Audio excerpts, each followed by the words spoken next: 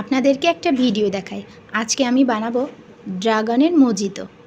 তাহলে ভিডিওটা শুরু করি। প্রথমেই লাগবে ড্রাগন।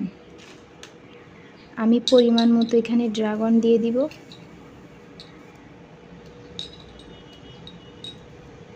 একটু থেতলে নিব।